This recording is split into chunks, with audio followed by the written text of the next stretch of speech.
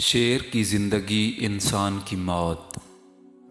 حضرت عیسیٰ علیہ السلام ایک روز جنگل میں جا رہے تھے۔ آپ کے ساتھ ایک شخص تھا۔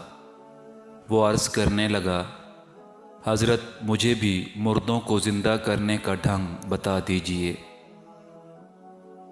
آپ علیہ السلام نے فرمایا، معجزے عطا کرنا اللہ رب العزت کے اختیار میں ہے۔ جس کو اہل سمجھتا ہے اسے عطا کر دیتا ہے۔ یہ سن کر وہ شخص بولا، یا روح اللہ، اگر میری یہ عرض قابل پذیرائی نہیں ہے تو میرے سامنے مردہ زندہ کر کے دکھا دیجئے۔ یہ ہڈیاں پڑی ہیں، قم باذن اللہ کہہ کر پھونک دیجئے۔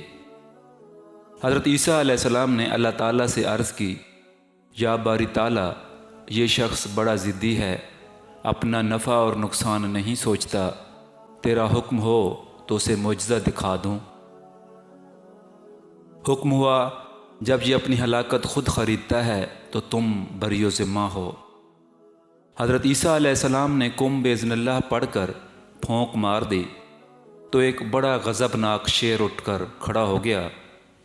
شیر نے جست لگا کر اس شخص کے سر پر ایسا پنجہ مارا کہ اس کا بھیجا باہر جا پڑا اور وہ تڑپ تڑپ کر مر گیا۔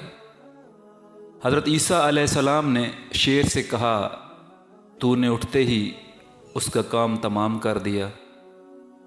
شیر بولا، اس لیے کہ اس نے آپ کو تکلیف پہنچائی تھی۔